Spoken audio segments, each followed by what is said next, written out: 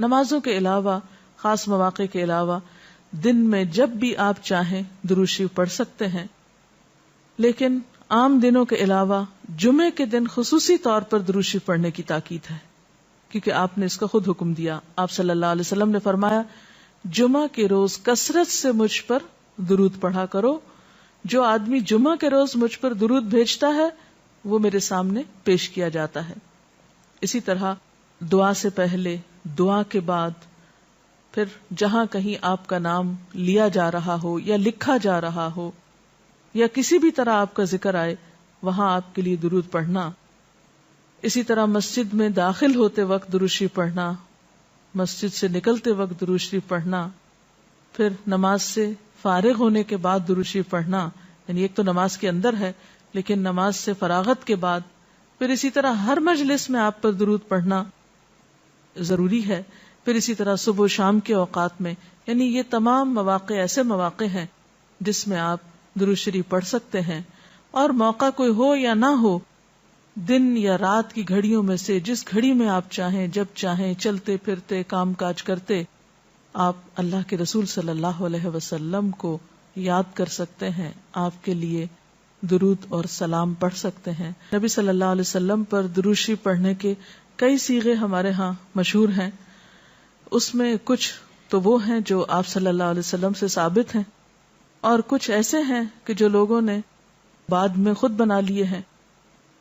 تو وہ ایسے تمام ورژن یا ایسی تمام عبارتیں جو لوگوں نے خود اس معنی کی بنائی ہیں، خواہ وہ عربی میں ہیں یا اردو میں ہیں، تو ان کو پڑھنے کی حد تک تو پڑھا جا سکتا ہے. یعنی اگر نثر میں کوئی ایسی عبارت موجود ہے جس میں آپ صلی اللہ علیہ وسلم کے لیے دعا کی گئی ہے یا آپ کی مدح کی گئی ہے یا آپ پر سلام بھیجا گیا ہے، خواہ وہ نثر میں ہو یا شعر میں، تو اس میں حرج تو کوئی نہیں. لیکن وہ چیز جو خود آپ صلی اللہ علیہ وسلم نے ہمیں سکھائی اور جو آپ کی طرف سے ہمیں ملی، اس کا مقام باقی ہر انسان کے کلام پر کہیں بلند ہے، کہیں زیادہ فائدہ مند ہے. تو وہ درود شریف جو مسنون ہے، وہ صیغہ جو آپ سے ثابت ہے، اس کا پڑھنا افضل ہے، وہی اصل درود ہے. اور باقی تو انسانوں کے خیالات یا جذبات کا اظہار ہے، خواہ وہ شعر میں ہو، خواہ وہ نثر میں ہو، خواہ وہ اردو میں ہو، خواہ پنجابی میں ہو یا کسی اور زبان میں ہو، وہ تو پھر انسانوں کے کلام ہے نا. تو جس طرح اللہ سبحانہ وتعالیٰ کے کلام کو باقی تمام انسانوں کے کلام پر فضیلت ہے، اسی طرح نبی صلی اللہ علیہ وسلم کے کلام کو بھی باقی انسانوں کے کلام پر فضیلت ہے. ایک عام شاعر کتنی بھی خوبصورت بات کرے لیکن اللہ کے رسول صلی اللہ علیہ وسلم سے آگے تو اس کی بات نہیں ہو سکتی.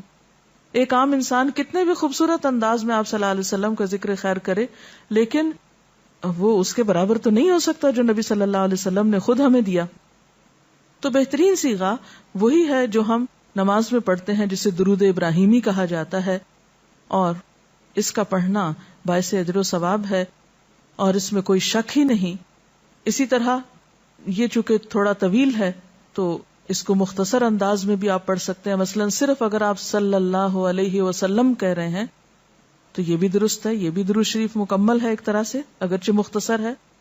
اسی طرح اللہم صلی وسلم علی نبینا محمد، یہ بھی آپ پڑھ سکتے ہیں. صلی اللہ علی النبی الکریم کہہ سکتے ہیں. تو مختصر ہو یا درود ابراہیمی کچھ طویل شکل میں ہو، اصل چیز تو ذکر میں مشغول ہونا ہے. تعداد میٹر نہیں کرتی جتنا وہ احساس اور جذبہ اور عقیدت جو کہ درود شریف پڑھتے ہوئے آپ صلی اللہ علیہ وسلم کے لیے ہماری ہو سکتی ہے. تو ہمارے لیے دن میں بے شمار مواقع ایسے ہوتے ہیں کہ جس میں ہم درود شریف پڑھ سکتے ہیں. سب سے پہلا موقع تو خود نماز کا موقع ہے. اس وقت تک نماز مکمل نہیں ہوتی جب تک ہم اس میں درود شریف نہیں پڑھتے. پھر اسی طرح عام نمازوں کے علاوہ نماز جنازہ میں بھی درود شریف پڑھا جاتا ہے. پھر اذان کے بعد درود شریف پڑھا جاتا ہے. آپ صلی اللہ علیہ وسلم نے فرمایا جب مؤذن کی آواز سنو یعنی اذان سنو تو وہی کہو جو مؤذن کہتا ہے، یعنی اذان کا جواب دو، پھر مجھ پر درود پڑھو. یعنی اذان کا جواب دینے کے بعد جب اذان ختم ہو جائے تو کیا کرنا چاہیے؟ نبی صلی اللہ علیہ وسلم پر درود بھیجنا چاہیے. کیونکہ مجھ پر درود پڑھنے والے پر اللہ تعالیٰ 10 رحمتیں نازل فرماتا ہے. اس کے بعد میرے لیے اللہ سے وسیلہ مانگو، جو جنت میں ایک مقام ہے جو جنتیوں میں سے صرف کسی ایک ہی کو ملے گا، اور مجھے امید ہے کہ وہ جنتی میں ہی ہوں گا، یعنی آپ صلی اللہ علیہ وسلم ہی کے لیے وہ مقام ہے. اور آپ نے یہ بھی فرمایا کہ من سألی اللہ الوسیلہ، جس نے اللہ سے میرے لیے وسیلہ کی دعا کی، یعنی درود شریف کے علاوہ آت محمد الوسیلۃ دعا ہم پڑھتے ہیں، یہ دعا بھی پڑھی جانی چاہیے. تو جس نے یہ دعا پڑھی اس کے لیے میری شفاعت واجب ہو جائے گی، یعنی قیامت کے دن پھر میں اس کے لیے شفاعت کروں گا. پھر یہ کہ درود شریف نہ صرف یہ کہ دنیا میں انسان کے لیے فائدے کا باعث ہے، بلکہ آخرت میں انسان کے لیے شفاعت کا ذریعہ بھی ہے. درود شریف پڑھنے والوں کو نبی صلی اللہ علیہ وسلم کی شفاعت نصیب ہوگی. آپ نے فرمایا جس نے 10 مرتبہ صبح و شام مجھ پر درود بھیجا اسے قیامت کے دن میری شفاعت حاصل ہوگی. اب یہ کہ اگر زیادہ وقت نہ بھی ملے تو 10 دفعہ درود شریف پڑھنا آخر کیا مشکل ہے، کتنی دیر لگ جائے گی، لیکن اس کا اجر و ثواب اور اس کا فائدہ کس قدر ہے. پھر اسی طرح درود شریف دعاؤں کی قبولیت کا ذریعہ بھی بنتا ہے، یعنی اگر دعا کرنے سے پہلے درود شریف پڑھا جائے اللہ تعالیٰ کی حمد و ثنا کے بعد تو اس سے دعا کی قبولیت میں اضافہ ہوتا ہے. نبی صلی اللہ علیہ وسلم کے ساتھ حضرت عبداللہ بن مسعود اور حضرت ابوبکر اور حضرت عمر تشریف فرما تھے. تو حضرت عبداللہ بن مسعود کہتے ہیں کہ میں نماز پڑھ رہا تھا، میں بیٹھا تو پہلے اللہ تعالیٰ کی حمد و ثنا کی، پھر آپ پر درود بھیجا، پھر اپنے لیے دعا کی. تو آپ نے فرمایا اللہ سے مانگو ضرور دیے جاؤ گے، یعنی جس طریقے سے تم نے دعا کی ہے کہ پہلے اللہ تعالیٰ کی حمد و ثنا کی ہے پھر درود شریف پڑھا ہے، تو اب جو بھی تم دعا مانگو گے وہ دعا قبول ہوگی. پھر اسی طرح ہم دیکھتے ہیں کہ درود شریف نیکیوں کا دروازہ کھولتا ہے، نیکیوں میں اضافے کا ذریعہ بنتا ہے. آپ نے فرمایا جس نے مجھ پر ایک دفعہ درود بھیجا اللہ تعالیٰ اس کے نامہ اعمال میں 10 نیکیاں لکھے گا. پھر اسی طرح فرشتوں کی دعائیں آتی ہیں اس شخص کے لیے جو درود شریف پڑھتا ہے. رسول اللہ صلی اللہ علیہ وسلم نے فرمایا جب تک کوئی مسلمان مجھ پر درود بھیجتا رہتا ہے اس وقت تک فرشتے اس کے لیے دعائیں رحمت کرتے رہتے ہیں. یعنی آپ درود شریف پڑھیں تو فرشتے آپ کے لیے دعا کرنے میں لگ جاتے ہیں. اب جو چاہے کم پڑھے اور جو چاہے زیادہ پڑھے، یعنی کتنی دعائیں چاہیے اس کو. دیکھیں ہم عام طور پر کتنا کہتے ہیں دوسروں سے کہ پلیز ہمارے لیے دعا کیجیے، ہمیں دعا میں یاد رکھیے، دوسروں کی ایک طرح سے منت سماجت کر رہے ہوتے ہیں. لیکن کتنا آسان طریقہ ہے فرشتوں کی دعائیں لینے کا کہ انسان درود شریف پڑھنا شروع کر دے.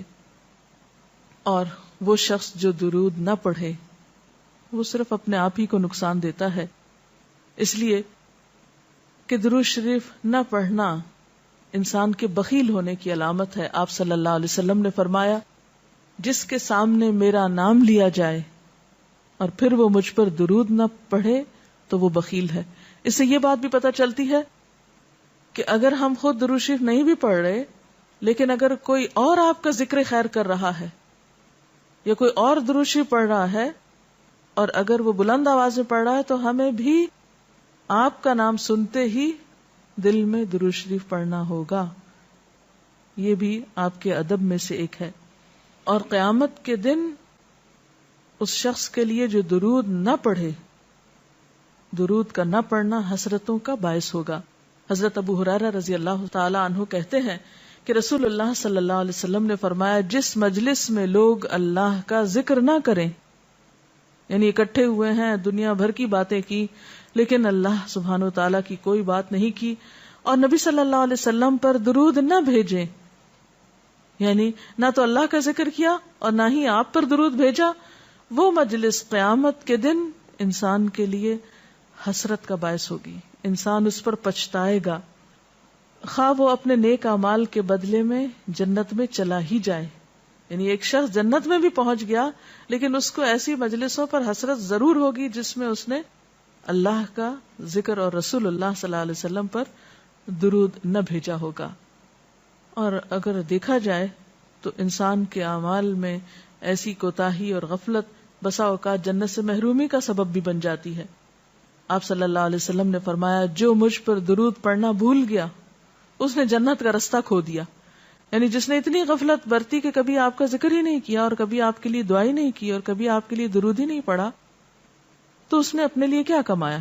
ان اللہ وملائکتہ یصلون علی النبی یا ایھا الذین آمنوا صلوا علیہ وسلموا تسلیما, کہ اللہ اور اس کے فرشتے نبی صلی اللہ علیہ وسلم پر درود بھیجتے ہیں. اے لوگو جو ایمان لائے ہو, تم بھی ان پر درود و سلام بھیجو. تو رسول اللہ صلی اللہ علیہ وسلم کے ذکر کا, آپ کی یاد کا بہترین طریقہ آپ پر درود بھیجنا ہے, آپ کے لیے دعائے رحمت کرنا ہے. وہ عظیم ہستی جس پر اللہ رب العزت کی رحمت برستی ہے, جس کا ذکر اللہ سبحانہ وتعالی فرشتوں میں کرتے ہیں, جن پر فرشتے دعائے رحمت بھیجتے ہیں, آخر ان کا ذکر اور ان پر درود و سلام میں اور آپ کیوں نہ بھیجیں گے؟ آپ صلی اللہ علیہ وسلم پر درود بھیجنا خود ہمارے اپنے لیے باعث سعادت ہے, باعث رحمت ہے. آپ صلی اللہ علیہ وسلم اس کے محتاج نہیں. مشرق ہو یا مغرب, شمال ہو یا جنوب, دنیا کے گوشے گوشے میں آپ کا ذکر خیر ہو رہا ہے, دن رات, آذانوں میں, نمازوں میں, جہاں جہاں آپ کا نام لیا جائے. لیکن اگر ہم درود شریف پڑھتے ہیں تو اس کا فائدہ خود ہم ہی کو پہنچتا ہے, ہمارے اپنے لیے باعث رحمت ہے. تمام غموں, دکھوں, تکلیفوں, مصیبتوں اور پریشانیوں سے نکلنے کا راستہ ہے, درجات کی بلندی کا ذریعہ ہے. رسول اللہ صلی اللہ علیہ وسلم نے فرمایا, جس نے مجھ پر ایک بار درود بھیجا اللہ تعالیٰ اس پر 10 مرتبہ رحمت نازل فرمائے گا. ایک بار درود پڑھنے کا اجر و ثواب, اس کے 10 گناہ معاف فرمائے گا. یعنی صرف 10 رحمتیں نہیں, 10 گناہوں کی بخشش بھی ہوگی اور 10 درجے بلند فرمائے گا, یعنی درجات کی بلندی بھی. اسی طرح درود شریف آپ صلی اللہ علیہ وسلم سے قربت کا ذریعہ بھی ہے. حدیث پاک میں آتا ہے, قال رسول اللہ صلی اللہ علیہ وسلم اول الناس بی یوم القیامت اکثرهم علی صلاۃ, قیامت کے روز مجھ سے سب سے زیادہ قریب لوگ وہ لوگ ہوں گے جو دنیا میں سب سے زیادہ مجھ پر درود بھیجنے والے تھے. یعنی قیامت کے دن آپ کا قرب بھی درود شریف کی وجہ سے نصیب ہوگا. پھر اسی طرح اگر انسان کوئی اور دعا نہ بھی کر سکے, غم, دکھ اور تکلیف کی حالت میں صرف درود شریف بھی پڑھتا رہے تو اسے ساری دعاؤں سے کفایت کر جائے گا. ایک حدیث میں آتا ہے, حضرت ابی بن کعب رضی اللہ تعالی عنہ کہتے ہیں کہ میں نے آپ صلی اللہ علیہ وسلم سے عرض کیا, اے اللہ کے رسول صلی اللہ علیہ وسلم, میں آپ پر کثرت سے درود بھیجتا ہوں, یعنی بہت زیادہ آپ پر درود بھیجتا ہوں, اپنی دعا میں سے کتنا وقت میں درود کے لیے وقف کروں؟ یعنی جتنی میں دعائیں مانگتا ہوں ان میں سے کتنے وقت کے لیے درود پڑھا کروں, یعنی آپ پر دعائے رحمت بھیجوں یا آپ کے لیے دعائے رحمت کروں. درود کا مطلب یہی ہوتا ہے. تو آپ صلی اللہ علیہ وسلم نے فرمایا, جتنا تو چاہے.